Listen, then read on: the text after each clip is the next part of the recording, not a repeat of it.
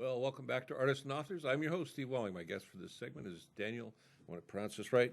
Tekunoff. Did I get that right, Daniel? Perfect. Daniel, welcome to the show. Thank you very much. Daniel is an author, but he's an attorney by trade. What is this book that we're going to talk about?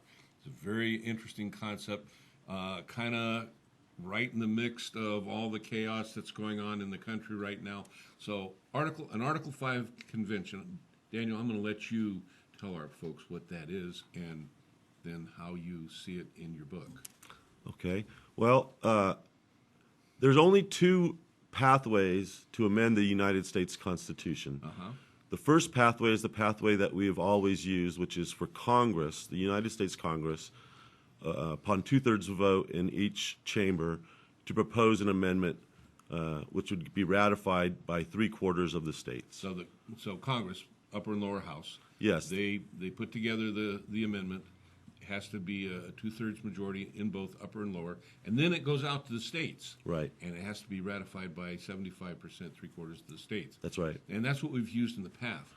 But the Constitution allows for another way to be amended, doesn't it? Yeah, and it's actually according to the original theory, right, it's actually the correct way to amend, which is you call a constitutional convention for proposing constitutional amendments, and it is a convention of delegates elected by the people themselves directly. And if you go back to the original Constitution, the delegates actually demanded that there be ratification conventions, constitutional ratification conventions in each state, right, to approve of the new Constitution. They thought that there had to be direct elections of the people for the specific purpose of approving this new Constitution. In a way, Daniel, that's kind of how the original Constitution was ratified through the 13 colonies, wasn't it? It came out of the Constitutional Convention. It went to the states. The states held basically ratification conventions. Now, here's the thing. You said that the delegates are to be, elected by the people. Well, that's the delegates or the senators used to be put up by the states, and then it went to the people, right? Right. And so, states kind of like to keep their fingers in the pie, and we have delegates now that, go to the Electoral College that essentially are, a representation of the vote, but that's still kind of, it can be played with a bit. So don't we run a risk, just before we get into the meat of this, in that ratification process, there's a big question as to how that could unfold, isn't there? Technically, we've got a defect in the Article 5 Convention Clause itself. Yeah. And that's why I'm writing the book, to alert the American people of this defect. Just this past week, our Chief Justice, John Roberts, gave an opinion that the American people are probably not well educated enough to protect their own democracy. So this book is in the genre of adult continuing civics education, the things that we all need to understand in order to protect our own liberty. Because protecting liberty is a collective exercise. Everybody has to be involved with it. And what happened was they did not put an elections clause in the Article 5 Constitutional Convention clause. And when they added the 10th Amendment in the Bill of Rights, which preserved rights to the people, basically the people preserved our own right and power to amend our own government. But if there's no elections clause that says how the convention will be formed, even if two-thirds of the state legislatures vote for the start of the Article 5 convention, we are going to be sitting there with our hands up saying, okay, who gets to go? There are no rules of representation. And once it gets open, there's no rules of, focus that, well, we're only going to cover this particular or these particular rights that we're going to work on or whatever. If it's open, it's open. And that's what the American people should understand from the beginning. If you want a constitutional convention, understand it's an open convention, what James Madison called a general convention, meaning the state legislatures don't get to vote to limit the topics.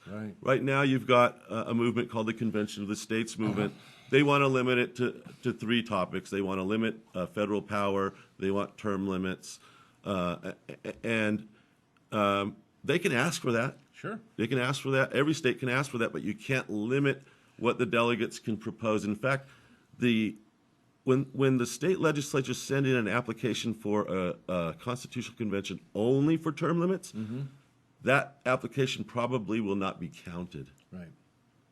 Okay, and so the only way to get to your constitutional convention is for the state legislatures to call for a general convention to quit trying to limit it. The state legislatures are not sovereign in our amending system. The people are sovereign in the amending system. That's our original right and power to form and make and amend our own government. And so that's what we need to protect.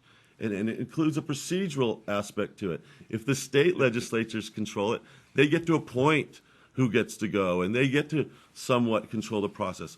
If it's the people controlling, it's elections by the people directly for that special purpose. And that's the way we want it. Because then we could hopefully use some wisdom, vote for some people that aren't normally involved in politics. But there's that entrenched bureaucracy, not just on the federal level, but on the state level. And we've got state corruption problems in the state legislatures where if they're voting for constitutional conventions that they control, they're actually acting corrupt and they're attempting to usurp the people's power. Yeah. And like you said, most people don't understand, the concept of the Article 5 convention. And it's easy to sell it, because, we want to change this. It doesn't make any difference, where you sit on the spectrum. If you can sell your constituency that we want to change this, so we're going to do this, and you get enough of them go, oh, yeah, that's what we're going to do. But they don't realize that, again, like you said, it's not limited to, any one particular. It is a general. Yes. General means that it's wide open, which means it's open to. We're having a hard enough time right now trying to figure out where we're at, with all the chaos that's going on, governmental level, from the school board level all the way up to the federal level, So it's kind of nuts. And you're right. People, we haven't raised up generations for a while that civics is something that they have a good grasp of. And so the population now becomes very vulnerable to individuals that would like to steer through emotion, not through knowledge, this type of thing, and basically, impose it upon, instead of allowing the electorate to, stand up for what they want. So that's the impetus for you putting this book together, huh? Yeah, well, I mean, I realized that there was a defect in the Constitutional Convention Clause way back in about 2006. What did I do? I decided to read the Constitution again from beginning to end. Yeah. It was actually easy to spot with 15 years. Back then, I had 15 years of experience as a lawyer. Now I could spot where there's a defect. Every lawyer in this country, every judge in this country can see the same defect if they would just pick up the Constitution and read it. And I'm encouraging my own profession, first of all, to please look at Article 5 of the U.S. Constitution and agree with me and help me teach the American public, because we're going to need to defend our rights. Well, you said something there. You'd like to see, people in your profession help you, but there's probably a large component within your profession that ignorance is their pathway to achieve the goals that they want to achieve also. They don't want, there's people that don't want the people. Generally speaking, if you do well in the system, you're not going to want changes in the system. Yeah. Right? On a personal basis. I'm not talking personal basis. I'm talking common good. And it is difficult to get men who are successful financially to get out of that path and to work on the path of the common good. It actually takes sacrifice. And the more, it seems to me, the wealthier a man gets, the harder it is for him to pull away. And sometimes real wealth acts like a heavy stone that you wear around your neck all the time. And you never can take that stone off because you've always got to protect it. For the common good. I think I read that somewhere a long time ago. Well, that's, I think this is great. I hope that you are very successful in selling these books, because, there's just not enough people that have an understanding of civics, of the Constitution, and the role that they play the power that they actually have when they choose to, put that power into play in life. Most people see themselves, well, I'm just one person. I mean, what's one person? Well, one person can do a lot.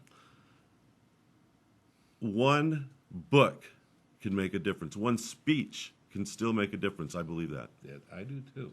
Listen, Daniel, thanks for being with us. Good luck on the sale of your book. Come on back. I'd like to talk more about this. And we'll just follow this process through, because there's a lot of misinformation out there. There is. Be a wise consumer of the government that you are a part of.